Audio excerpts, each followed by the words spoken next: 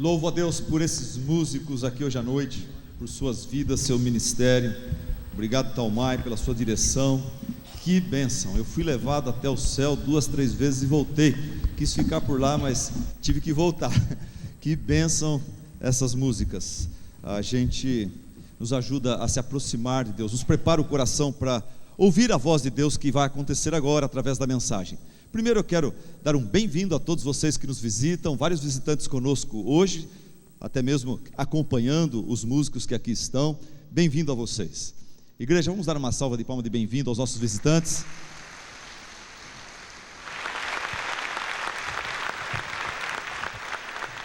Bem-vindo, bem-vindo. E se você não faz parte de nenhuma igreja ainda, vem fazer parte com a gente, vem fazer parte desta família aqui.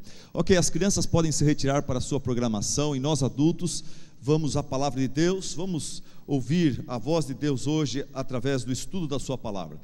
Abra sua Bíblia no Evangelho de João, capítulo 16.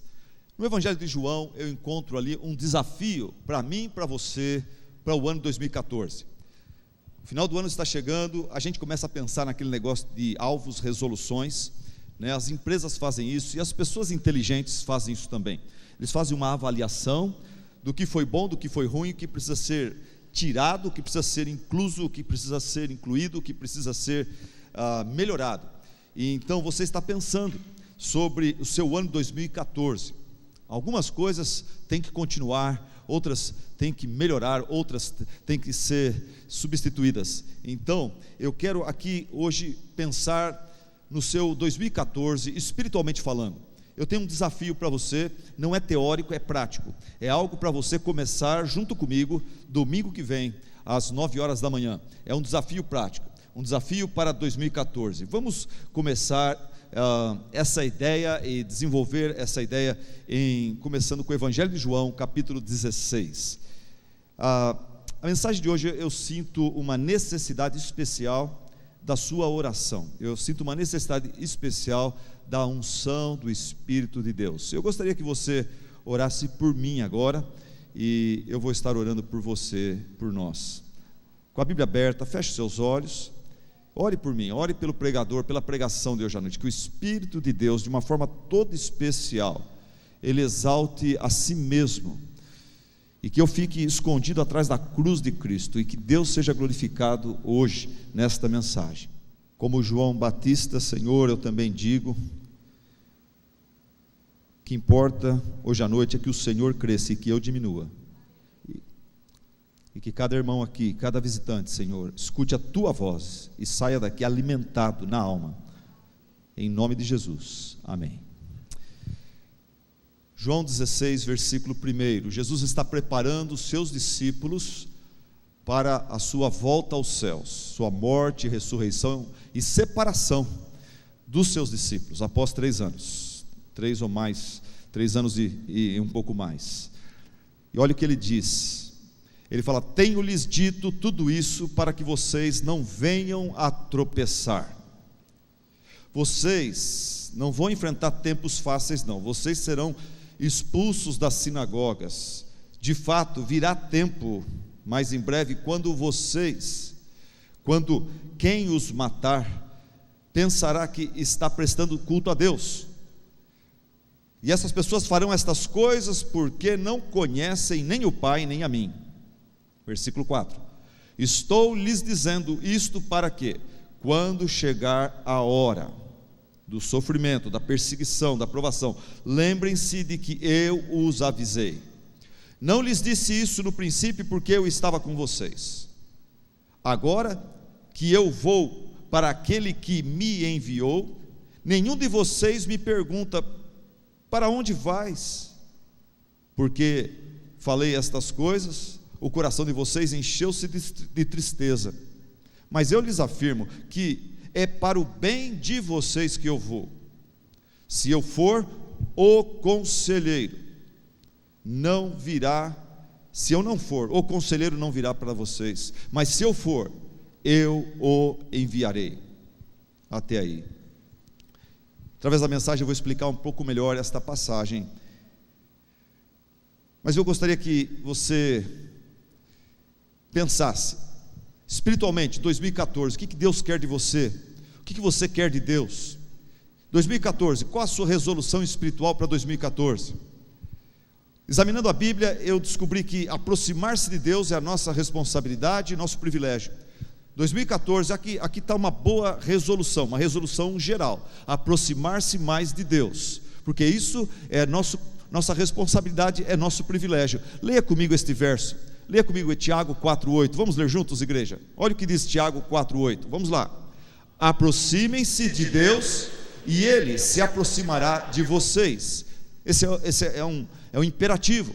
Em 2014, mais do que em 2013, vamos se aproximar de Deus, do Deus generoso, do Deus da bênção, do Deus da paz, do Deus da graça, do conforto, consolo. Em 2014, quero desafiar você, junto comigo, começando hoje e de forma mais acentuada, domingo que vem, às 9 da manhã, vamos nos aproximar de Deus, porque isso é nossa responsabilidade e nosso privilégio. Mas não só isso, a Bíblia fala que é nossa responsabilidade e privilégio, na verdade a nossa maior responsabilidade, nosso maior privilégio é aproximar-se de Deus. Não existe privilégio maior aqui em Tupã, no estado de São Paulo, no Brasil, do que você, eu, aproximarmos-nos de Deus. Olha o que diz Jeremias 9,24, Jeremias 9,24, assim diz o Senhor,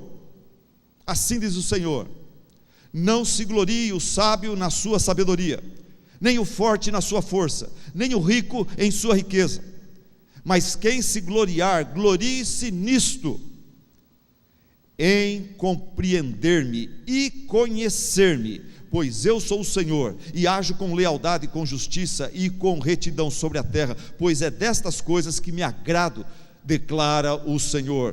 Aproximar-se de Deus é nosso maior privilégio. A coisa melhor que você pode fazer na sua vida em 2014 não é comprar um carro, casa, não é casar-se, não é ter filhos, mas é aproximar-se de Deus. Essas coisas que eu acabei de mencionar têm o seu lugar, mas não se comparam com o maior privilégio que é de você andar mais perto do Todo-Poderoso. Conhecer a Deus é a melhor parte da vida eterna, e se você começar a conhecer a Deus melhor aqui na terra, você já começa a curtir as delícias do céu aqui na terra, antes de chegar lá. Da onde que eu tiro isso? Eu tiro isso de João 17,3. Em João 17,3, Jesus fala assim: e a vida eterna é esta, a vida eterna é esta. Daí 2 pontos, daí ele fala: que te conheçam a ti só, por único Deus verdadeiro, e a Jesus Cristo a quem enviaste. O que é vida eterna? Qual que é a coisa mais gostosa da vida eterna? São as ruas de ouro? Não. São os portões de pérola? Não. É o rio da vida? Não. É a árvore da vida? Não. São o canto dos milhões de anjos juntos? Não. A melhor coisa da vida eterna é você poder conhecer a Deus, um Deus que é infinito em graça, sabedoria, misericórdia, em obras. Você vai passar a eternidade curtindo esse Deus, conhecendo esse Deus, e porque Ele é infinito em suas perfeições, você nunca vai chegar no fim. É um prazer conhecer a Deus e andar com Deus, é um prazer que nunca se esgota, nunca termina. O meu desafio para você em 2014 é que nós nos aproximemos de Deus, como igreja, como família de Deus aqui em Tupã.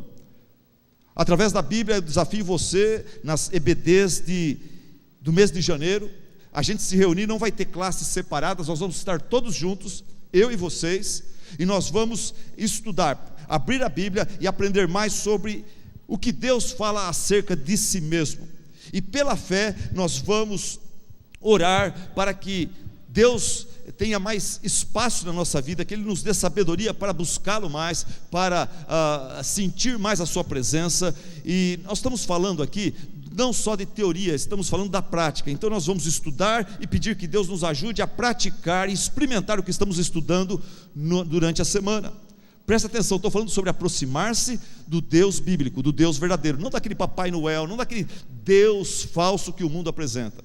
Eu estava lendo ontem 2 Coríntios capítulo 2, versículo 7, 2 Coríntios capítulo 7, ali o apóstolo Paulo, ele começa a combater, na igreja daquela época dele, falsos apóstolos, que pregavam um falso Cristo, e que pregavam um falso evangelho. Gente, se naqueles dias, logo quando Cristo veio e pregou o evangelho, os apóstolos estavam disseminando e pregando o evangelho, já tinha igrejas que tinham falsos apóstolos, pregando um falso Cristo e pregando um falso evangelho. Imagina hoje como a coisa está. Hoje está cheio, e João falou que nos últimos dias virão muitos falsos cristos, anticristos e muitos falsos profetas. Então, eu estou convidando você para vir, e nós vamos apresentar para você, nós vamos estudar na palavra de Deus, mais sobre Deus, o que Deus fala acerca de si mesmo. Eu estou falando do Deus bíblico, eu estou falando daquele Deus que é uma unidade, que é uma essência divina, que existe e subsiste em 3 pessoas, sendo Deus Pai, Deus Filho e Deus Espírito Santo. Eu estou falando do Deus triuno. Essa palavra trindade não tem nas escrituras, mas os cristãos do passado, os teólogos do passado, estudando a Bíblia, eles foram percebendo que Deus se apresenta a nós, uma pessoa só, um Deus só em 3 pessoas. Tem um tal de credo atanasiano.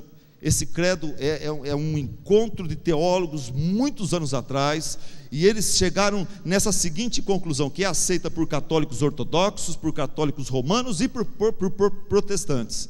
Católicos, ortodoxos, romanos e protestantes concordam com o credo atanasiano, quando o credo fala o seguinte: que nós adoramos um Deus em trindade, e trindade em unidade, sem confundir as pessoas, sem separar a substância.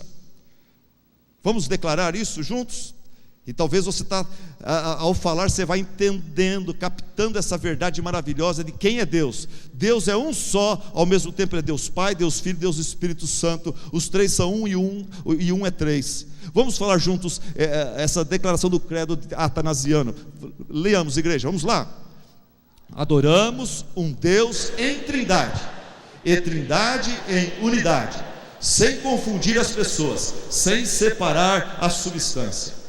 Cada uma das 3 pessoas da trindade é Deus, sendo iguais em autoridade, em glória e poder. Cada uma delas é igual às outras, merecendo o mesmo culto, a mesma devoção, a mesma confiança e a mesma fé. Porém, a gente fala muito de Cristo, o Filho de Deus, e de Deus Pai, o Criador, e falamos pouco sobre o Espírito Santo. Por isso, a ideia que eu, Renato, tivemos orando e pensando sobre o mês de janeiro, é que na IBD a gente se dedique a estudar, nos próximos 4, 5 domingos, sobre o Espírito Santo, sua pessoa, seu poder, sua obra, seu ministério. Esse é o desafio meu para você em 2014, e estudar, como eu falei, não só para conhecer mais, mas orando para que o Senhor, no dia a dia, na semana, nos dê experiências gostosas e maravilhosas com o próprio Deus, com o próprio Espírito Santo de Deus.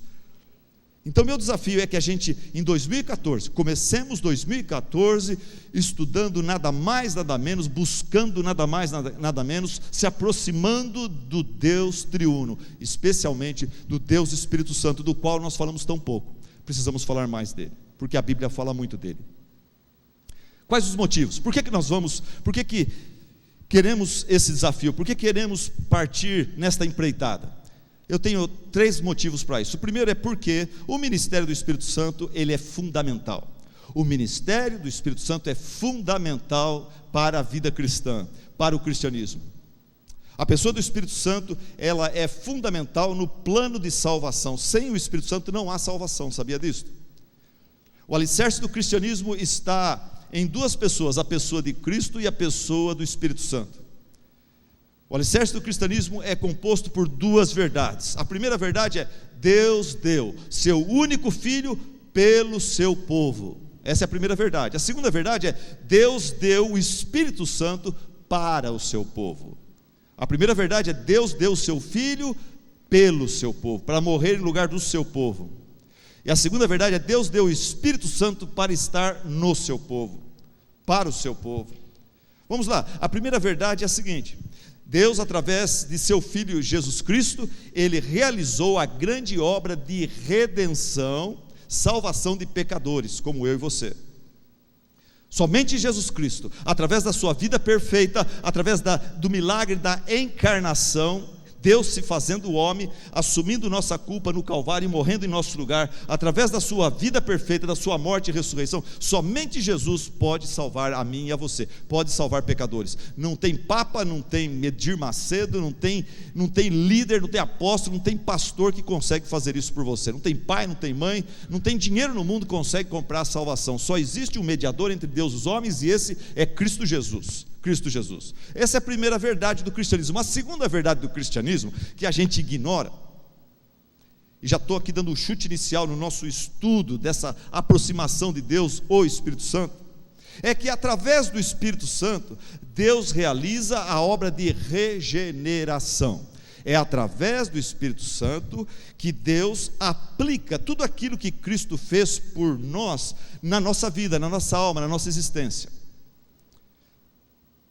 Jesus Cristo realizou a obra de redenção. O Espírito Santo vem e realiza a obra de regeneração. Somente o Espírito Santo é capaz de aplicar a redenção realizada por Jesus Cristo em nossas vidas. Teve um homem muito importante nos dias de Jesus, tal de Nicodemos. Ele chegou para Jesus querendo saber como que ele poderia ser salvo, como é que ele poderia ir para o céu. Você já se preocupou com isso? Você sabe que você pode morrer hoje, você pode morrer amanhã, você pode morrer essa semana, esse ano, você pode não entrar em 2014. Você está preparado para encontrar-se com Deus? Você se prepara para tanta coisa, mas você, como muita gente, não se prepara para o pior, para o mais sério, que é a sua partida para a eternidade. Você está preparado para encontrar-se com Deus? No Velho Testamento tem um versículo que fala: prepare-te para encontrar-te com teu Deus. Tem gente que morre despreparado, é tragédia. Você imagina uma coisa que bem menos séria do que a morte, eu chegar aqui hoje à noite para olhar para todos vocês e estar despreparado para esta hora. Que horrível seria para mim, que horrível seria para você, se você estivesse no meu lugar. Chegar aqui, pega o microfone, fala: mas eu não sei o que falar, eu não tenho nada para falar. O que vocês estão olhando para mim? A pessoa despreparada para coisas importantes nessa vida, ela passa vergonha, passa raiva, ela fica frustrada, até é capaz de morrer de vergonha. Mas imagina você morrer, for chamado por Deus hoje à noite, e chegar na presença dele despreparado. Então, esse homem chamado Nicodemos, ele chegou para Jesus: Jesus, minha vida está toda certinha, eu tenho um bom emprego, eu tenho família, filhos, eu tenho carro, tenho casa, tenho tudo, está tudo certo, tenho saúde, mas eu estou preocupado com a minha alma, e eu tenho percebido que você não é um homem comum, você vem da parte de Deus, porque ninguém pode falar como você fala e fazer o que você faz. Nicodemos falou: Jesus, você tem algo de especial. Eu estou vindo aqui porque eu sinto que você é a pessoa que pode responder essa questão. Jesus fala para Nicodemos o quê? Está aqui no quadro, o versículo. Em resposta, Jesus declarou para Nicodemos: digo-lhe a verdade, ninguém pode ver o reino de Deus se não nascer de novo. E Nicodemos ficou: o que é esse negócio de nascer de novo? O que é isso, Jesus? Esse negócio de nascer de novo? E daí no versículo 5 Jesus responde para Nicodemos. Olha o que Jesus fala: respondeu Jesus, digo-lhe a verdade, ninguém pode entrar no reino de Deus se não nascer da água e do Espírito. O que nasce da carne é carne, mas o que nasce do Espírito é Espírito. Está vendo a importância do Espírito Santo? Não há salvação sem essa regeneração, sem essa obra de vivificação que só o Espírito Santo pode fazer. Você, para se tornar um filho de Deus, você, para ser salvo, você precisa receber a ação do Espírito Santo, te tirando da sua morte espiritual e te dando vida. Você precisa nascer outra vez. Isso não é algo que você faz por você mesmo, isso é algo que só o Espírito de Deus pode fazer por você. Por isso, a pessoa do Espírito Santo é muito importante, e nós precisamos conhecê-lo mais. Ele é poderoso, Ele liberta pecadores das suas idiotices, das suas ignorâncias, dos seus pecados e vícios. Só o Espírito Santo salva. Tem gente que acha que, eu me salvei porque eu escolhi, eu me salvei porque eu levantei a mão, porque eu coloquei minha fé em Deus. Não, você fez todas essas coisas, mas você fez porque o Espírito Santo te regenerou, se é que você fez isso. A pessoa está, nós estudamos há 5 domingos atrás, a pessoa está morto nos seus pecados, nos seus delitos. O morto não tem condição de fazer nada, espiritualmente morto. As coisas espirituais não fazem sentido para ele. Para ele tudo é loucura. Daí vem o Espírito Santo com o seu poder, e ele regenera essa pessoa, e essa pessoa passa, sou pecador, existe um Deus, Cristo morreu na cruz por mim, eu preciso do Senhor Jesus, como meus pecados são horríveis, como eles cheiram mal. Não estou falando do pecado do outro, estou falando do meu pecado. Deus, me liberta, tem misericórdia de mim. Esse é o poder regenerador. Quem faz isso? O Espírito Santo.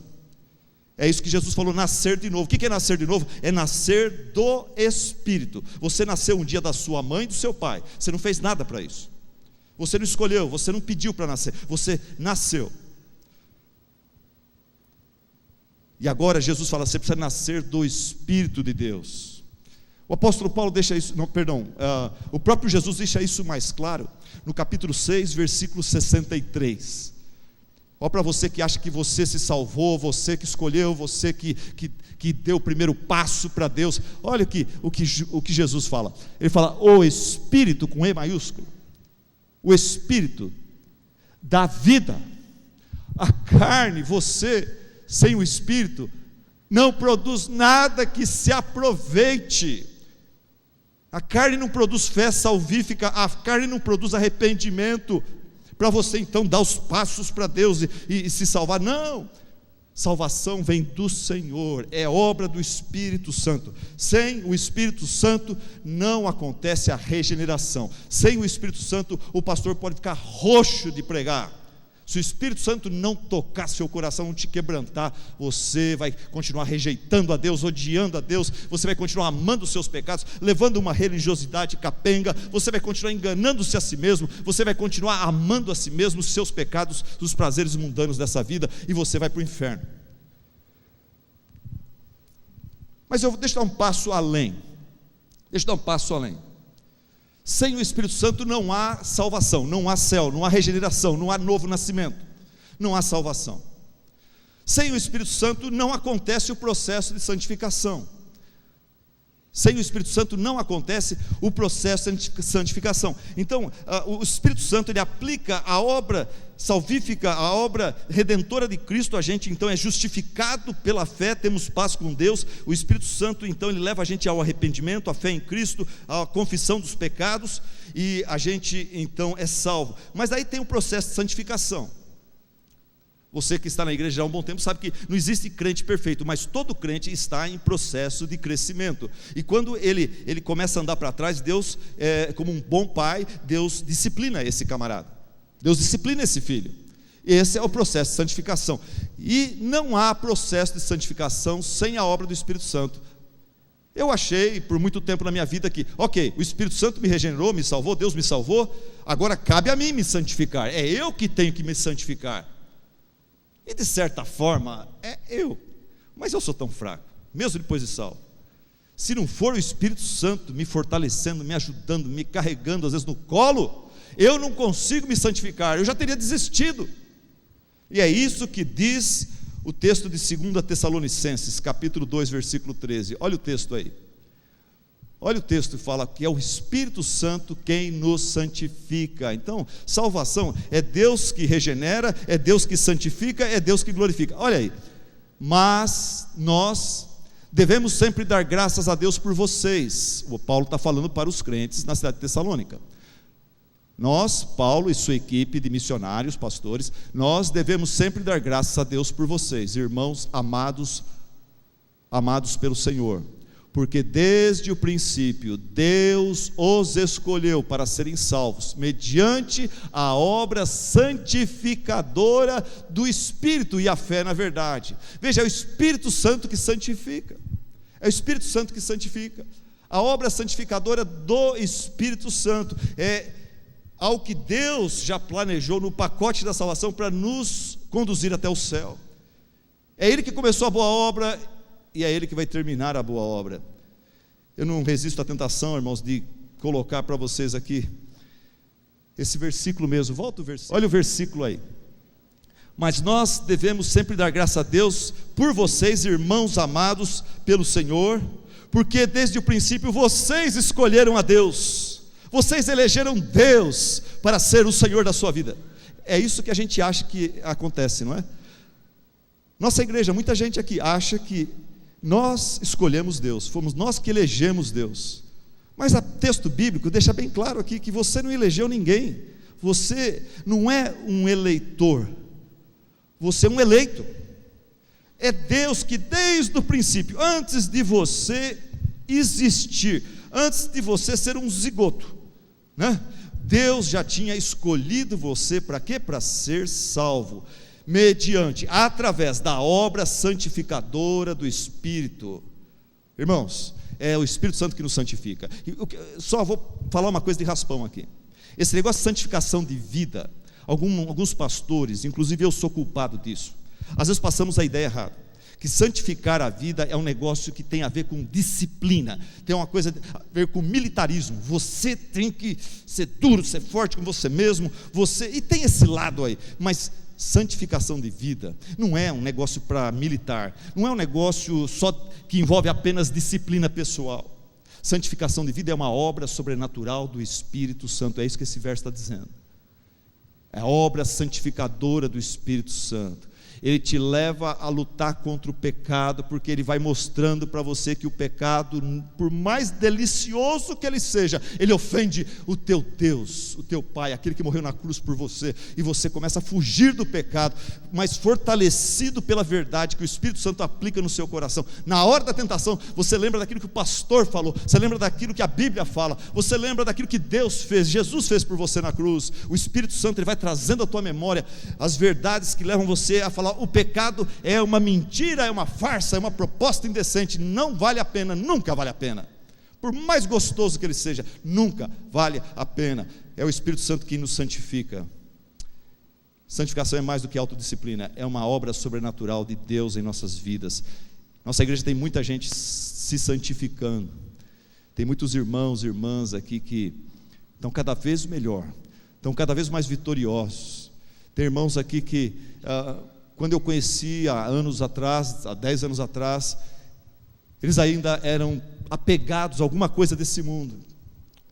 Recentemente uma pessoa falou para mim: pastor, sabe, a gente vai crescendo, comunhão com Deus, conhecimento da palavra de Deus, e sabe, hoje eu não consigo mais ficar ligadão e emocionado e empolgado com a Copa do Mundo.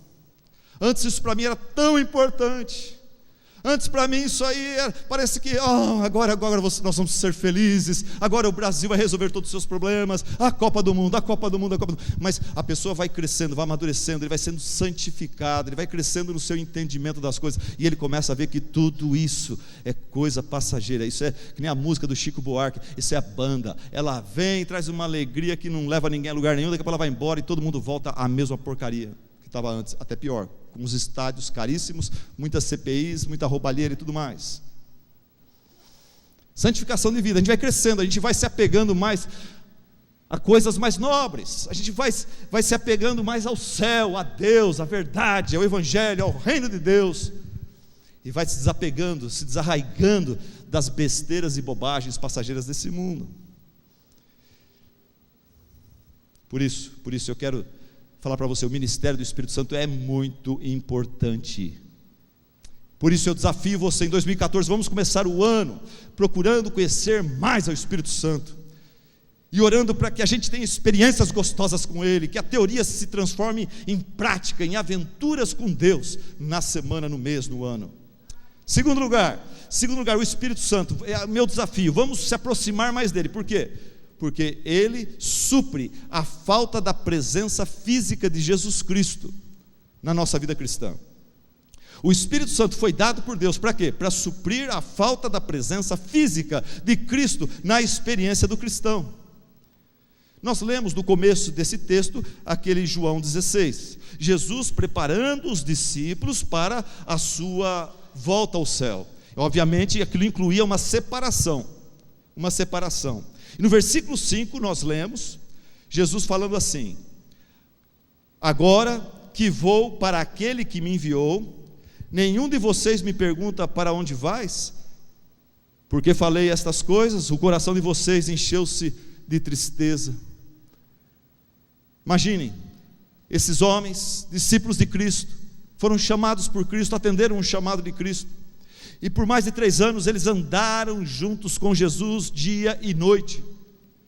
Por mais de 3 anos eles viram Jesus ensinando, pregando, Jesus salvando, curando, Jesus amando as multidões, Jesus amando as crianças, Jesus amando as prostitutas, Jesus amando os leprosos, Jesus amando as multidões em geral, e pecadores em geral. Agora Jesus Cristo de repente fala sobre provações que estão por vir, perigo de morte, e ele fala uma coisa horrível, ele fala que ele está voltando para o Pai, vai nos deixar órfãos.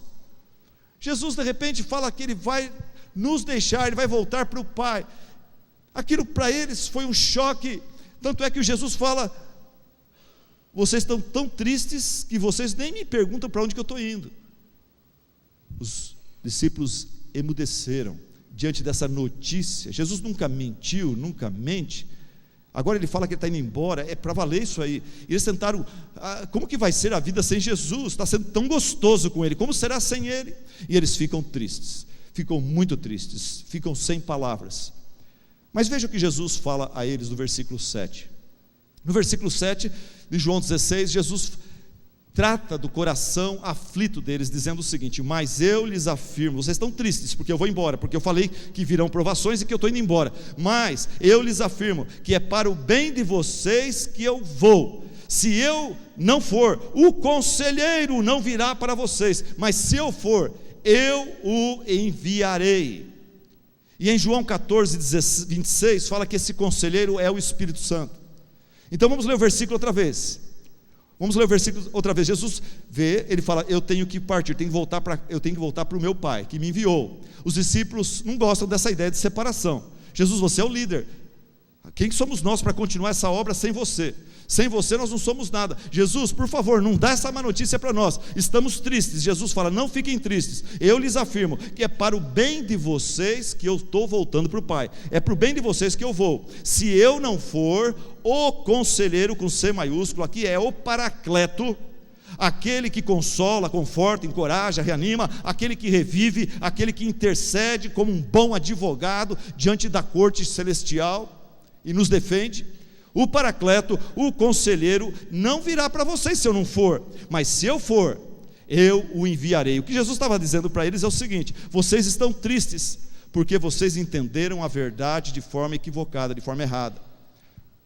Você sabia que toda vez que você entender uma parte da Bíblia de forma errada, você fica triste?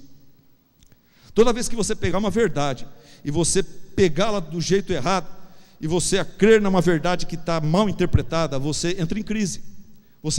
Daí você começa a entrar em parafuso. E aconteceu isso com eles. Eles não entenderam que Jesus precisava ir.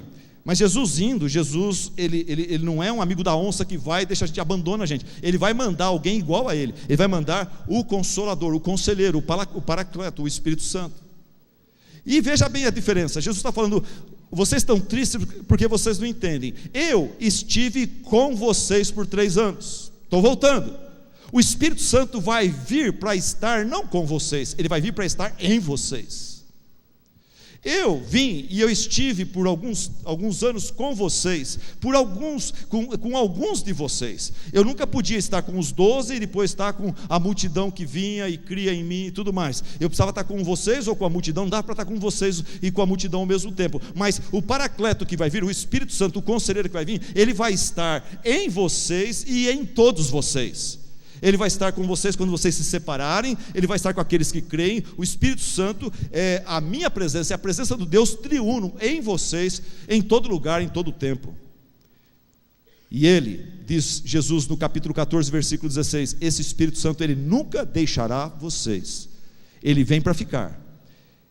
O versículo fala: e eu pedirei ao Pai, e Ele lhes dará outro conselheiro para estar com vocês para sempre, o Espírito da verdade. O que mais? Jesus fala que esse Espírito Santo, em capítulo 14, versículo 26, Ele lhes fará lembrar tudo que vocês aprenderam e ouviram de mim. O Espírito Santo, Ele vai ajudar vocês a recordar tudo que Cristo ensinou, tudo que Cristo falou. O que mais? O Espírito Santo vai guiar vocês em toda a verdade.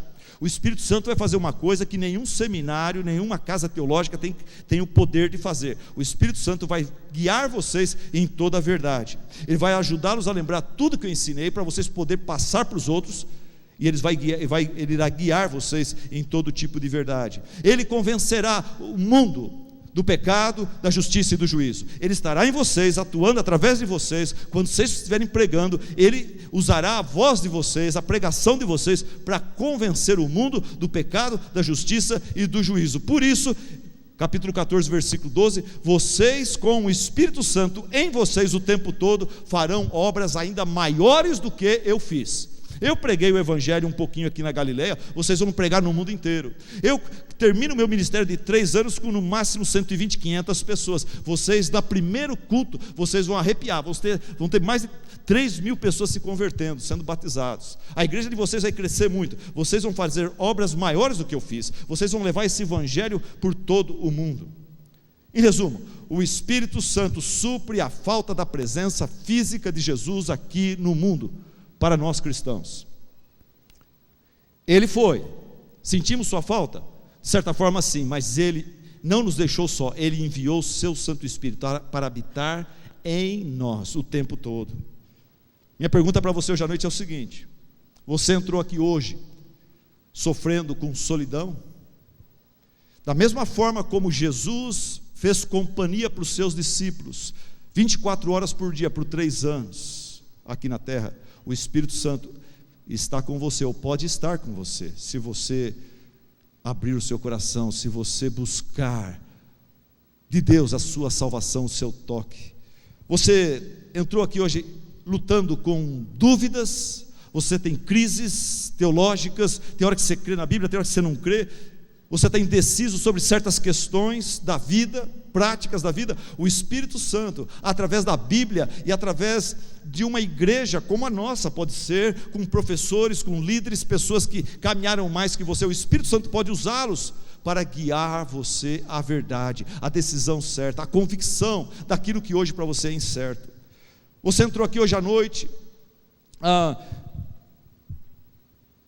porque você está querendo ser uma bênção, você quer receber de Deus oportunidade de servi-lo. O mesmo Jesus que esteve com os discípulos, Ele agora na forma do Espírito Santo, Ele é poderoso para capacitar você com oportunidades, com dons, talentos, ousadia e poder. Irmãos, quando eu falo isso, eu lembro-me quando eu tinha 13, 14 anos de idade, e o Espírito Santo começou a colocar em mim um desejo de fazer alguma coisa por Deus e pelo reino de Deus. E eu não sabia o que era, mas eu orava, o que eu vou fazer, pensando, e Deus colocou no meu coração, dentro da minha igreja, de assumir uma classe de adolescentes, juniores, assume essa classe, ninguém quer, pega essa classe. Depois Deus colocou no meu coração, uma coisa você pode fazer, Silas, aprenda a tocar violão, comece um pequeno grupo de louvor, igual você viu numa outra igreja, uns jovens fazendo, e usando aquele grupo para evangelizar nas praças, fazendo noites de vigílias e apresentando todo domingo à noite a carência, a falta de música especial na igreja. Que gostoso vai ser os jovens vindo à frente e fazendo um número especial. Deus colocou isso no meu coração e começou por aí. Foi o Espírito Santo que me capacitou. Primeiro, meu pai não tinha dinheiro para comprar o violão para mim. 4 marmanjos, 4 filhos, meu pai ganhando pouco e tudo mais. E Deus, eu quero tocar violão, como é que faz? Eu não tenho nem emprego ainda, como é que eu vou comprar um violão? Numa quarta-feira, pouca gente na igreja, culto e oração, está só eu praticamente de jovem, de adolescente naquela igreja, eu com a minha mãe. Meu tio que nunca vinha veio, ele ia tomar um café depois em casa, atrás da veraneio dele tinha um carrão daqueles da rota, atrás da veraneio eu fui com ele, fui no banco de trás, daí ele, a hora que estava indo para minha casa ele falou: Silas, dá uma olhada no bagageiro, dá uma olhada lá, vê o que tem lá. Eu vi um triângulo bem grandão, uma caixa bem grandona, embrulhada. Era o violão, ele me deu o violão. Daí toca aprender a tocar esse violão. Que coisa difícil aprender a tocar violão com aquele manual. Não tinha dinheiro para professor. Daí tinha que aprender e tal. Tinha uma pessoa que Deus trouxe para a nossa igreja, que tocava muito bem, mas tinha vergonha de ir lá na frente, ele ficava só sentado. O tal de Demerval. E esse homem, Deus usou ele para me ajudar a aprender a tocar o tal do violão. Daí começamos, eu, Gessé e a Keire, não foi, Keire? E a tua irmã, a Kátia. Eu, Gessé, a Keire, a Kátia e o Doda. 4, começamos com 4. Primeiro número, primeira música, oramos, ensaiamos, era 3 posições do violão. Eram as únicas 3 que eu sabia. Mas eu comecei a servir a Deus fazendo o que eu podia. E aquele grupo foi crescendo. Mais tarde até o chato do Naor veio fazer parte do grupo. Eu acho que ele estava interessado na Keile, mas serviu a Deus também, né? Alguns servem por um motivo, outros por outro, o importante é que serve a Deus, né? Mas aquele grupo cresceu, 15, 20, 25. O Espírito Santo, quando você entrega a sua vida para Ele, fala: eu não quero ser o pastor da igreja, eu não quero ser o vice-presidente da igreja, eu quero ser um servo. O que o Senhor tem para mim fazer? Eu quero te servir, Deus, com alegria. Eu quero fazer algo que venha a ser bênção para muita gente. Dessa equipe saiu a Keire, saiu o pastor Carlos, saiu o pastor Gessé, pastor Reginaldo, saiu esposas de pastor, saiu o Daniel, que é missionário, hoje é plantador de igrejas. Por quê? Quando você entrega a sua vida ao Espírito Santo, dá espaço para Ele, Ele começa a te usar, Ele vai abrindo portas, Ele vai te levando aonde você nem imagina. Eu quero desafiar você, neste mês de janeiro, vamos começar a conhecer mais sobre a pessoa do Espírito Santo, sobre o poder dEle, sobre o ministério dEle a nosso favor, o ministério dEle em nós. A gente não fala muito sobre o Espírito Santo, porque tem algumas igrejas que exageram com o Espírito Santo e começam a cultuar o Espírito Santo, e não falam nem mais de Jesus, nem de Deus, só fala do Espírito Santo. E o Espírito Santo não veio para ser cultuado, ele veio para testificar de Jesus, e Jesus veio para testificar da glória ao Pai. E por isso que a gente acaba saindo fora do Espírito Santo e cometemos um erro, porque a Bíblia fala sobre ele, e eu quero desafiar você a conhecê-lo melhor. Terceira ponto desta mensagem. Por que eu quero desafiar você a conhecer em 2014, começar 2014 se aproximando de Deus, conhecendo melhor o Espírito Santo? Terceiro ponto, mas antes eu quero saber, presta atenção, uma pergunta: você está ligado? Ok, então vamos lá.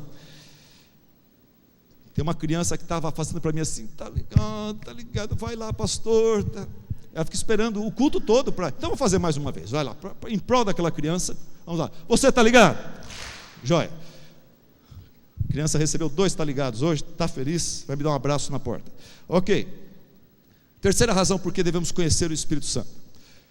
É Ele que confere poder à ministração do Evangelho.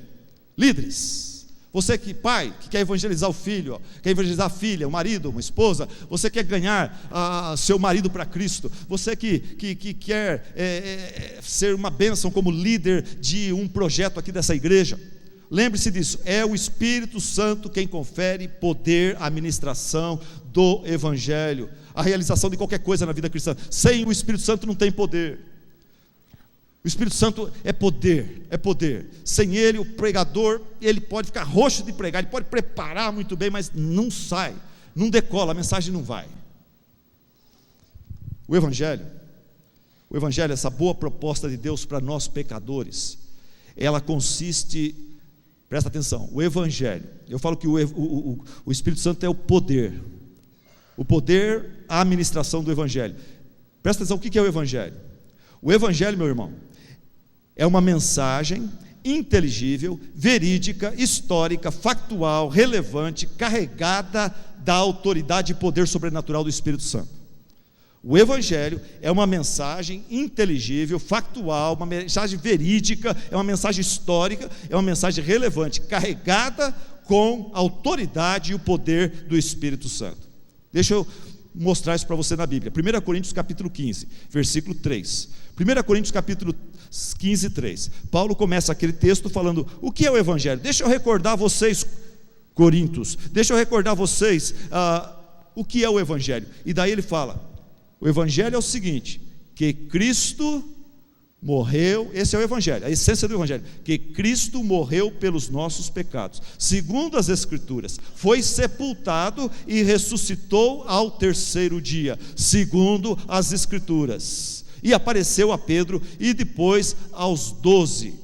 Depois disso, apareceu a mais de 500 irmãos de uma só vez, a maioria dos quais ainda vive, embora alguns já tenham adormecido. Depois apareceu a Tiago e então a todos os apóstolos. Depois destes apareceu também a mim, como a um que nasceu fora do tempo. Veja que ele resume aqui o que é o Evangelho. O Evangelho é uma mensagem inteligível. O Evangelho fala que Deus mandou Jesus Cristo ao mundo para quê? Para morrer na cruz por nossos pecados. Ele teve uma vida perfeita, ele não morreu pelos seus pecados, ele morreu pelos nossos pecados. Mas, conforme as Escrituras já profetizaram, 4.000 anos de profecias, Jesus iria morrer por nossos pecados, mas ele iria ser sepultado, mas ele iria ressuscitar, ele ia vencer a morte. O nosso maior problema, o pecado, Jesus resolveu. Nosso pior problema, ele superou, a morte. O Evangelho fala da solução de Deus para uma droga chamada pecado. É o que faz de você uma pessoa, muitas vezes, desagradável, o pecado. É o que faz de você uma pessoa egoísta, é o que faz de você uma pessoa orgulhosa, é o pecado. Jesus vem para morrer por causa dessa porcaria de pecado. Ninguém pode entrar desse jeito lá no céu, senão você estraga o céu com esse pecado seu. Então Jesus vem para resolver o problema do pecado, que é um ataque contra a autoridade, contra a dignidade, contra o caráter de Deus. Então o Evangelho é um fato, dá para você entender. Jesus vem para resolver o pior problema. Nosso pior problema é pecado. Não é falta de casa própria, não é falta de emprego, não é falta de namorada, é pecado. Esse é o pior problema. Tirando o pecado, a gente se religa a Deus e daí as coisas começam a fluir. O que mais? A mensagem evangelística, ela é relevante, porque está falando de uma coisa que me interessa. Acabei de explicar para vocês. O pecado é aquilo que te atrapalha demais, é aquilo que faz você sofrer, que leva você a fazer coisas e falar coisas que faz os outros sofrerem. Então a mensagem dá para entender e ela é relevante. E depois a mensagem é verídica, ela é histórica, ela é factual. Paulo está escrevendo, ele fala: olha, Jesus fez tudo isso e ele ressuscitou realmente. Ele foi morto por soldados romanos, sua sepultura foi lacrada, mas ele ressuscitou. Tanto é que ele apareceu para Pedro, depois ele apareceu para os 12, depois disso ele apareceu para 500 irmãos reunidos de uma vez só, e apareceu mais para esse, mais para aquele. É um fato histórico. Não estamos falando aqui de uma lenda, não estamos falando aqui de uma coisa que uma pessoa sonhou e está contando. Não, é um fato histórico. Ele cita nomes, lugares aqui. Mas essa mensagem do Evangelho, que é inteligível, é verídica, é factível, ela é relevante. Essa mensagem, ela é carregada pela autoridade e poder do Espírito Santo. Agora entra o que interessa para nós.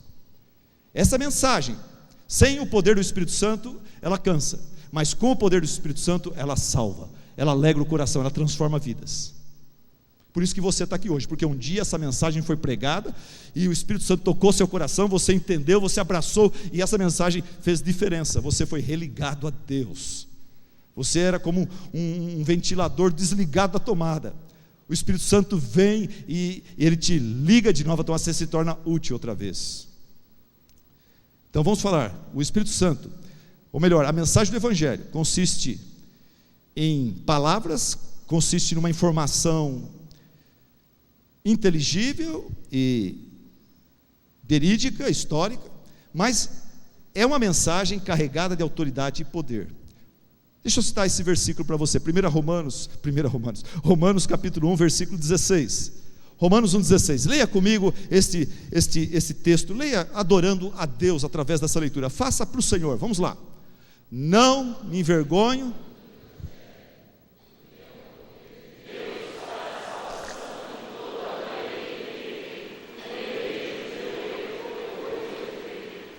não me envergonho do Evangelho, porque é o poder de Deus.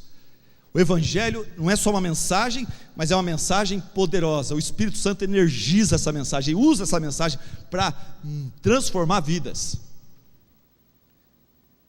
O Evangelho é o poder de Deus, é o poder de Deus. Jesus começou pregando o Evangelho, era ele mais 11, Jesus mais 11. Hoje Jesus e mais 2 bilhões vivos ao redor do mundo. Tem aqueles que morreram e já foram. Jesus começou, o evangelho é poderoso? Muito poderoso. O evangelho convocou para Jesus Cristo mais de 2 bilhões de pessoas. As estatísticas mais conservadoras falam que o time do Corinthians tem 15 milhões de adeptos, que leva a sério. 15 milhões, é muita gente. Muita gente. Jesus Cristo sozinho, ele tem 130 vezes mais do que o Corintão. Eu ouvi um santista falando, aleluia, glória a Deus, né? O evangelho é poderoso, o evangelho é uma mensagem carregada de autoridade e poder. Irmãos, não tem ninguém mais do que eu, aquele, o Renato, para vivenciar isso. Eu sei que vários de vocês também têm vivenciado isso na sua célula, na sua IBD, no seu ministério particular. A gente vem, eu vou numa igreja aí, venho aqui, eu prego, Deus te ama, você é pecador, Jesus Cristo morreu na cruz por você, creia no Senhor, Jesus Cristo será salvo. E a pessoa começa a chorar, ela se sente, marca o horário comigo, fala, olha, eu preciso voltar para Deus, eu preciso me acertar com o Senhor, como é que eu faço? Domingo Deus tocou meu coração, eu quero fazer parte da família de Deus. É a mensagem do evangelho. É uma mensagem simples, é factível, ela é verídica, ela é histórica, ela é inteligível, mas ela é carregada de poder, um poder que não está em mim, está no Espírito Santo que está agora aqui entre nós, sabia disso? Ele está aqui agora entre nós, eu estou agora falando capaz que ele está salvando alguém aí. Vocês podiam falar uns amém mais forte, né? Eu estou até com vergonha do pessoal da Deus é Fiel. Gente, quando fala de besteira, o pessoal, Corinthians, Santo, fala de Deus, você diz amém. Mas peraí, gente, vamos voltar a fita. O Espírito Santo está aqui entre nós agora, e pode bem ser que enquanto eu estou aqui pregando, já Ele está salvando um ou outro aqui, talvez várias pessoas, amém? Amém, glória a Deus, glória a Deus. Cadê a dona Rosinha para puxar uma salva de palmas para nós aí?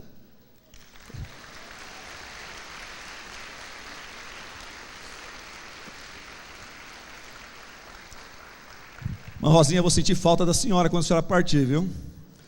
Tomara que eu parta antes. Sem a senhora, essa igreja fica muito sem graça. Vamos lá. Mensagem do evangelho. Ela vem carregada da autoridade, do poder do Espírito Santo. Mensagem do evangelho não é mera teologia, não é teoria árida, não é uma coisa que você ensina, entendeu? Friamente, sem se emocionar. A mensagem do evangelho vem carregada de poder, quando ela é pregada na unção do Espírito Santo, e daí ela faz diferença. Por isso Paulo disse em 1 Coríntios 2,4, Paulo falou assim: minha mensagem e a minha pregação não consistiram de palavras persuasivas de sabedoria, mas consistiram de demonstração do poder do Espírito. A pregação de Paulo não era só falando bonito e verdades profundas e com teorias que poucos conseguiam entender. Não, ele falou: eu prego de forma simples, eu prego no poder do Espírito Santo. É o Espírito Santo, Paulo está falando, que confere poder à ministração do Evangelho. Por isso que antes de falar, antes de testemunhar, antes de convidar a pessoa para vir na igreja, antes de anunciar Jesus para alguém, você tem que orar: Espírito Santo, por favor, vai na minha frente e faz a tua obra. É você que abre os corações, é você que regenera, é você que salva. Conforme eu falo, Espírito Santo, confere poder às minhas palavras. Aquilo que eu não for claro, Espírito Santo, com o teu poder, entra no coração da pessoa, esclarece, tira as dúvidas, faz cair a ficha. O Espírito Santo confere poder à ministração do Evangelho. Paulo não estava preocupado em impressionar os homens ele tinha capacidade de impressionar os homens com um linguajar, com o conhecimento que ele tinha. Falava várias línguas. Paulo era uma pessoa bem treinada academicamente falando, mas ele falou: a minha pregação, eu não estou preocupado em ter palavras persuasivas de sabedoria, eu quero que a minha pregação saia na demonstração do poder do Espírito. Eu quero que minha pregação seja simples e que o Espírito Santo atue através de mim e transforme vidas. Eu quero ver orgulhosos se transformando através da minha pregação em pessoas humildes. Eu quero ver egoístas se tornando em pessoas, sendo transformadas pelo Espírito Santo em pessoas altruístas, pessoas que conseguem perceber e se importar importar com os outros. Eu quero ver através da minha pregação preguiçosos sendo transformados em trabalhadores, briguentos sendo transformados em pacificadores, avarentos em generosos, autossuficientes em homens de oração, dependentes de Deus, idólatras em adoradores, covardes em corajosos. Esse é o poder do Espírito Santo. Quando ele atua através da pregação, ele faz diferença, e daí ele revela o seu poder, e não fica um monte de cabeções na igreja falando, aprendemos bastante hoje, tal, e volta para uma vida de materialismo durante a semana, sem se importar com as almas perdidas. Essa seria uma pregação cheia de persuasão e palavras persuasivas de sabedoria, mas Paulo falou, eu quero o poder do Espírito Santo, é esse que transforma. Nessa mesma carta, Paulo fala, no capítulo 6, ele fala assim, olha, no reino dos céus não entrarão os imorais, no reino dos céus não entrarão os idólatras, nem os adúlteros, nem os homossexuais passivos ou ativos. Não entrarão ladrões, não entrarão avarentos, não entrarão alcoólatras, nem caluniadores, e nem trapaceiros.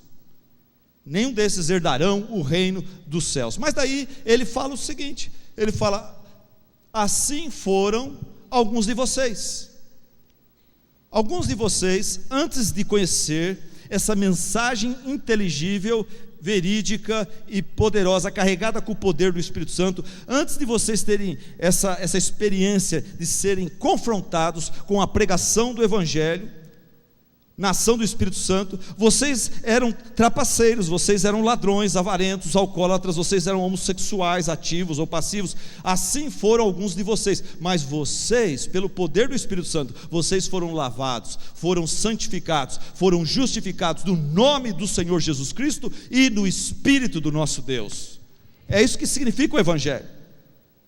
Aonde o Evangelho é pregado na unção do Espírito Santo, a convicção do pecado acontece. A pessoa ou fica feliz porque eu fui liberto desse pecado, o Espírito Santo atuou na minha vida, glória a Deus, que bom, eu fui liberto. Como que seria a minha vida sem o Espírito Santo? Como seria a minha vida sem o Evangelho de Cristo? Ou então, a pessoa, mediante a pregação do Espírito Santo, ungida pelo Espírito Santo, essa pessoa ela sai na convicção do seu pecado. Daí ela ou se arrepende, crê em Cristo, ou ela acaba odiando mais a Cristo e ao pregador. E essa parte eu não gosto. A pessoa não gosta da mensagem, não gosta da pregação da verdade, ele fica com raiva do pregador. Daí a gente sofre, né? Mas fazer o quê? Estamos aí para isso, fomos chamados para isso. Tem um verso na Bíblia que fala assim, que a pregação, o nosso testemunho do Evangelho, a nossa pregação do Evangelho, na unção do Espírito Santo, para uns é aroma de vida para a vida, para outros é cheiro de morte para a morte. A pregação do Evangelho, ela nunca deixa a pessoa em cima do muro, ou ela condena ou ela salva. Um dos dois. Mas, olha, eu quero trazer paz para alguns de vocês que têm parentes não crentes. Você não sabe, tem gente que rejeita o Evangelho muitas vezes. E daí, um dia, o Espírito Santo abre o coração daquela pessoa, quando você menos espera, quando você não imagina, daí Deus faz uma obra naquela vida. Então, não estou dizendo aqui que a pessoa, seu filho, sua esposa, rejeitou o Evangelho 1, 2, 10 vezes, rejeitou desde que nasceu até hoje. Não quer dizer que amanhã não pode ser salvo. A gente não sabe quem vai ser salvo, quem que não vai ser. Continua orando, continua confiando, continua fazendo a sua parte, continua testificando. Ouvinte, sem o Espírito Santo, você pode se tornar um bom membro de igreja, mas você nunca vai experimentar a experiência da regeneração, esse negócio que tira o egoísmo e o orgulho seu e deixa você humilde e manso. Isso aí, sem o Espírito Santo, não acontece. Se você é um membro de igreja orgulhoso, vaidoso, que sempre tem que ganhar todas as discussões, quer ser sempre o centro da atenção, é porque você não foi regenerado ainda. Clame a Deus por essa regeneração. Fala, Senhor, tem misericórdia de mim. Baixa a bola, para de ficar nervoso. Fala, Senhor, quebra os joelhos no chão e fala, Senhor, tem misericórdia de mim. Eu não vou sair daqui enquanto o Senhor não me salvar, enquanto o Senhor não me transformar. A gente chora e ora por coisas materiais, por namorada. Por que não fazer pela nossa salvação? Sem o Espírito Santo, você pode até atender um apelo evangelístico, mudar algumas coisas na sua vida superficialmente, mas você nunca experimentará aquela mudança profunda e radical que a gente chama de novo coração. Recebi o novo coração do Pai, coração regenerado, né? Se o Espírito Santo não atuar, você pode atender o apelo, você pode ir na frente, ser batizado, mudar, parar de falar palavrão, parar de fumar, mas não há regeneração, sem o Espírito Santo não há transformação, mudança radical dentro do seu coração. Sem o Espírito Santo você pode dar aula de teologia, mas você nunca vai conseguir experimentar as delícias daquelas verdades que você ensinou. Você nunca vai conseguir se alegrar e transbordar de alegria com aquelas verdades teológicas maravilhosas que você está ensinando aos outros. Sem o Espírito Santo, você pode montar um show gospel que abala a cidade e leva multidões aos prantos e êxtase, em nome de Jesus, mas nada de valor eterno permanecerá sem o Espírito Santo. Sem o Espírito Santo você pode profetizar, você pode expulsar demônios, você pode operar milagres, falar em língua, mas você nunca conseguirá agradar a Deus e você vai para o inferno. Você lembra do grito dos desesperados em Mateus 7, 23? Senhor, Senhor! Jesus falou, muitos no último dia, os desesperados, religiosos, nos últimos dias, Senhor, Senhor, em Teu nome nós expulsamos demônios, em Teu nome nós profetizamos, em Teu nome nós operamos milagres. Senhor, por que não está deixando a gente entrar na Tua presença? E a resposta de Jesus é: não vos conheço, não os conheço, afastem-se de mim todos vós que praticais a iniquidade, afaste-se de mim você que pratica o mal. Veja que esses profetas, esses pastores, esses crentes, que fazem parte do grupo dos agoniados, na igreja deles, na vida espiritual deles, havia profecias, havia operação de milagres, havia exorcismo, mas eles não eram regenerados, eles continuavam amando o pecado e praticando o pecado durante a semana. Não havia regeneração. Se não há regeneração é porque não há obra do Espírito Santo. Você pode criar essas coisas, gente. O diabo vai até te ajudar a criar um cristianismo falso, um Cristo falso.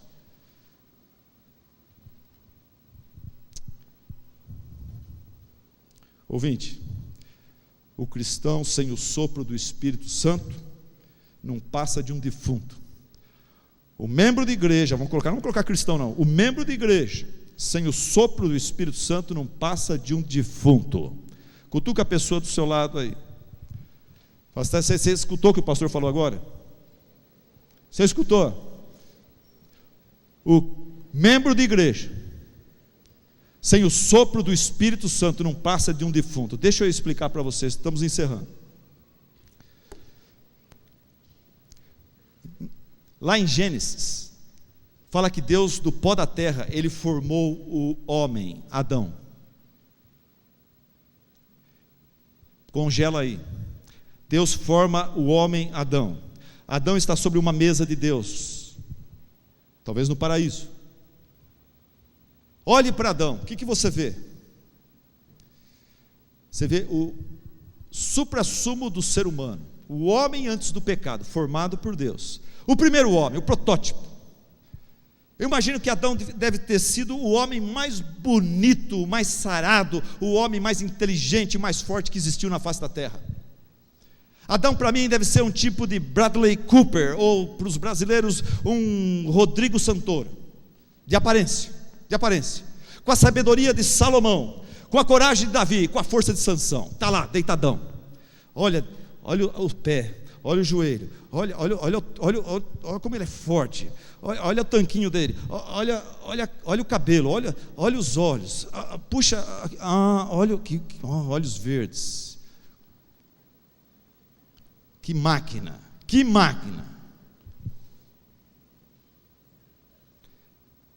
Mas enquanto Deus não soprou o fôlego da vida nele, aquele Adão, por mais bonito que fosse, era inútil, imprestável, não tinha capacidade de amar a Deus, de desfrutar da presença de Deus, de servir o Senhor, de se alegrar no Senhor. Sem o fôlego, aquele Adão perfeito, cheio de potencial, de dons, talentos e tudo mais, não servia para nada. Assim é membro de igreja que não tem o sopro do Espírito Santo. Eu acho que não é à toa que Jesus usa a mesma simbologia quando em João capítulo 20, ele, após a sua ressurreição, ele surpreende os discípulos num quarto. E ele chega naquele quarto e fala: paz seja com vocês, assim como o Pai me enviou, eu envio vocês para pregar o Evangelho. para levar a salvação para os outros. E com isso, diz o texto, e com isso soprou sobre eles e disse: recebam o Espírito Santo. Recebam o Espírito Santo. E a partir daquele momento, o medo deu lugar à ousadia na vida daqueles homens. E a partir daquele momento, a tristeza deu lugar à alegria. E a partir daquele momento, o pessimismo deu lugar à fé, a fraqueza deu lugar ao poder, e a vida com propósitos pequenos deu lugar a uma vida com grandes propósitos. Viver para a glória de Deus, era o lema desses 12 agora. Viver para a glória de Deus, evangelizar, levar o evangelho para todos os lugares, sem medo, sem vergonha. Pregar o evangelho em Jerusalém, em Judeia, Samaria, até os confins da terra, e o evangelho chegou até nós. Uma grande igreja, após esses homens receberem de Cristo Jesus o sopro do Espírito Santo, esse sopro que traz vida, que traz fé, que traz coragem, a vida deles foi transformada, foi totalmente mudada. E uma grande igreja, não uma igreja grande, no Brasil está cheio de igreja grande não me interessa, eu quero grande igreja. Uma grande igreja começou em Jerusalém. Uma igreja santa, uma igreja perseguida, uma igreja que ficava firme na doutrina. Não era se encontrar para se divertir, não era se encontrar para fazer um sonzão, não era se encontrar para vir buscar prosperidade, buscar só de Deus bênção, bênção, bênção. Eles estavam ali para servir a Deus, porque o Espírito Santo soprou com poder, e aqueles discípulos agora cheios da energia, do poder, da sabedoria do Espírito Santo, eles se transformaram, eles foram maravilhosos. Por isso, em 2014, eu desafio você, começando domingo que vem, 9 horas da manhã, na nossa outra sede, vamos começar a explorar a palavra de Deus, para conhecê-lo melhor. Vamos procurar nos aproximar de Deus, primeiro através do entendimento do que Ele fala acerca de si mesmo, e da pessoa do Espírito Santo que habita em nós. Quem é essa pessoa? Qual o seu poder? Qual o seu ministério? O que Ele quer? O que Ele deseja de mim e de você? E nós vamos estar orando, estudando a Bíblia, orando, falando: Deus, abre meus olhos. Deus, me dá direcionamento. Deus, eu quero mais do seu poder, eu quero mais da sua alegria, eu quero mais da sua sabedoria, eu quero mais da sua unção na minha vida. Eu quero dar mais espaço para o Espírito Santo de Deus que habita em mim. Porque eu dirigir minha vida? Se o Espírito Santo habita em mim, deixa Ele ter primazia, deixa Ele me dirigir, e assim eu sei que eu vou errar menos e acertar mais. Eu quero chegar, através dessas lições, através desse desafio, eu quero chegar junto com muitos irmãos. Espero que você vai estar lá junto comigo domingo que vem. Chegar no ponto de descobrir, meus irmãos, em 2014, que a presença do Espírito Santo em nós é muito melhor, é muito mais gostosa, é muito mais gratificante, vale mais do que todo o ouro e todo o bem desse mundo, vale mais do que tudo que um ser humano pode ter, vale mais do que riquezas e posições, vale mais, muito mais do que milhões, como diz um hino da nosso cantor. Ok, encerrando. Hoje nós vimos e aprendemos um pouco sobre o ministério regenerador do Espírito Santo. Ninguém consegue ser salvo, ninguém é transformado se o Espírito Santo não operar. E não tem como obrigá-lo, não tem como você comprá-lo. Você tem que simplesmente, humildemente ficar clamando, pedindo. A única coisa que você pode fazer. Você precisa, mas você não pode. E Ele faz quando Ele quer. Ele é como o vento, Ele é soberano, Ele sopra aonde quer. Mas se esse é o seu caso, se você não foi regenerado ainda, eu quero dar para você um versículo, Lucas 11:13. Fala: se vocês são maus, sabem dar boas coisas para os seus filhos, quanto mais vosso Pai Celestial dará para vocês o Espírito Santo, se vocês assim o pedirem. Então você que é crente de carteirinha, mas não é regenerado, fala: Senhor Deus, baseado em Lucas 11:13, eu clamo: Pai, me dá do teu Santo Espírito, que ele possa fluir na minha vida com poder. Pai, eu estou disposto a abrir mão de qualquer coisa. Eu quero o Senhor me mudando, me transformando. Eu não quero mais desperdiçar nem um minuto da minha vida como um crente capenga, como um crente carnal. Eu quero ser teu. Agora eu quero encerrar falando sobre o ministério santificador do Espírito Santo. O ministério santificador do Espírito Santo. O que o Espírito Santo faz? Ele é o Paracleto, Ele é aquele que consola, conforta, aquele que encoraja, aquele que fortalece, aquele que capacita. Quando nós estamos desanimados, Ele chega junto e nos encoraja. Quando estamos calmos, como estamos caídos, Ele nos levanta. Quando estamos tristes, Ele nos consola. Quando estamos confusos, Ele nos orienta. Quando estamos enfraquecidos, Ele nos fortalece. Quando nos sentimos incapacitados para fazer a obra de Deus, Ele nos capacita. Eu tenho uma experiência muito gostosa com o Espírito Santo, nesse sentido. Antes de vir para cá, eu era pastor de jovens da Igreja Batista de Bragança Paulista. No momento difícil do meu ministério, da minha vida inclusive financeira, eu cheguei para um culto, como o Renato, eu só dirigia o culto, mas quem pregava era o Gessé, meu irmão. Eu cheguei para o culto e eu estava enfraquecido, eu estava desanimado, eu não tinha forças nem para dirigir o culto, nem vontade, nem alegria. Espiritualmente eu estava mal. E naquele culto estava marcado no programa que antes de alguém anunciar boa noite, assim, a igreja ia começar cantando, junto com o pessoal do louvor, uma música. E eu estava sentado ali. E o Espírito Santo usou aquela música para tocar meu coração e infundir em mim aquela força que vem do alto, aquele ânimo que não é dinheiro que compra, é que vem de Deus, do trono dele. E foi uma delícia.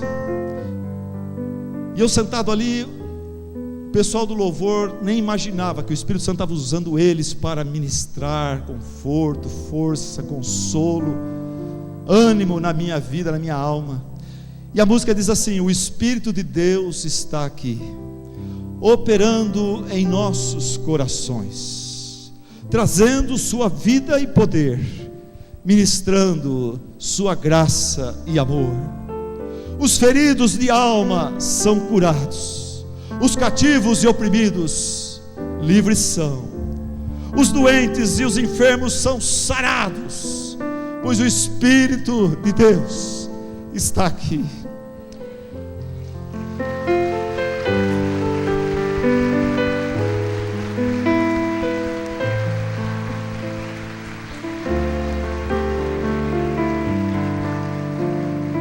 E é bem provável que entre nós aqui nesta noite tem alguém que se encontra na situação que eu estava anos atrás. Você entrou aqui hoje enfraquecido, você entrou aqui hoje caído, você entrou aqui hoje desanimado, talvez até incrédulo, mas o Espírito Santo está aqui. Nós queremos orar por você. Eu não posso, mas Ele pode te animar, te encorajar, te fortalecer, te confortar, te consolar, direcionar você, talvez nessa encruzilhada que você se encontra. Por isso eu peço que a igreja se coloque em pé enquanto nós cantamos esta música, que eu pedi que eles cantassem, para nós podermos reviver esse momento. Pedir que você saia do seu lugar, venha à frente. Os pastores estarão aqui para nós orarmos juntos uns pelos outros.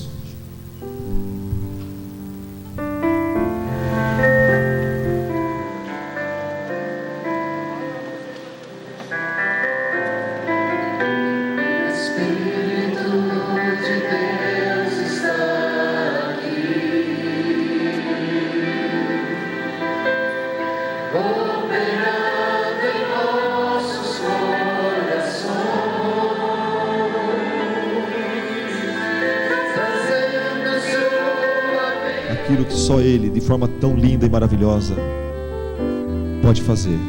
Oremos. Nosso amado Deus, nós que aqui estamos, ó Deus, reconhecemos quanto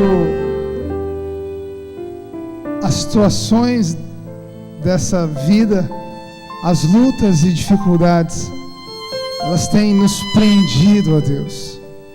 Senhor, nós estamos vazios. Há pessoas aqui na frente, ó Deus, oprimidas, carentes, ó Deus, do Teu Santo Espírito. Senhor, nós sabemos que tudo isso acontece por causa do nosso próprio pecado e porque viramos as costas para o Senhor, Deus. Nós sabemos, ó Deus, que muitas vezes passamos por tempos tão difíceis, porque nos afastamos de Ti. Mas nessa noite, ó Deus, não por nós, não por mérito nosso, mas nós queremos clamar a presença do Teu Santo Espírito nas nossas vidas. Nós queremos, Senhor, clamar a unção do Teu Santo Espírito na nossa família, no nosso problema, na nossa luta, na nossa tribulação. Senhor, nós precisamos do Senhor. Vem sobre nós, Deus.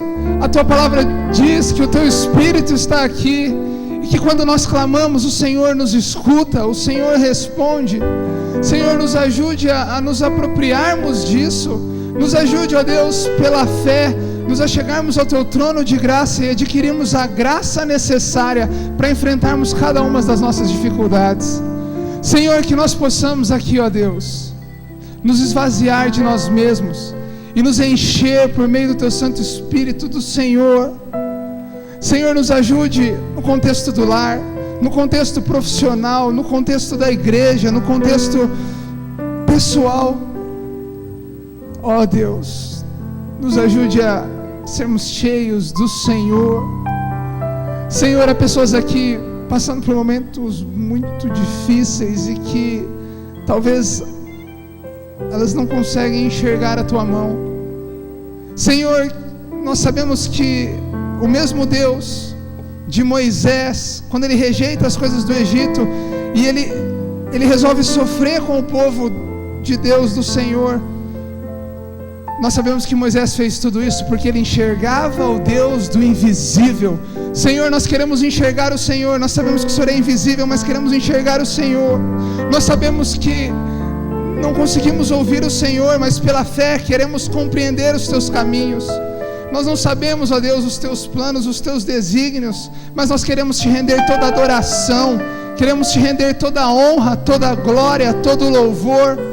Senhor, ante a Tua glória nós reconhecemos que somos indignos, que somos falhos, que somos incapazes, e nessa noite nós nos prostramos, nós nos curvamos ante a Ti e pedimos, ó Deus, que o Senhor nos levante para a glória do Teu santo nome, que o Senhor entre com a Tua provisão em cada necessidade aqui, para que somente o Teu nome seja exaltado, e que quando o Senhor nos livrar disso, quando essa situação difícil ela for um momento de boas lembranças, que nós possamos nos lembrar que foi a Tua mão que nos livrou, que nós possamos nos lembrar que é o Teu Espírito que age, não a nós mesmos, mas o Teu poder, a Tua palavra em nós, pois o Espírito do Senhor está aqui, operando em nossos corações, reinando em nossas vidas, agindo em nosso viver. Por isso, Senhor, nós Te louvamos, por isso Te exaltamos e nos levantamos fortalecidos no Senhor e no Teu Santo Espírito,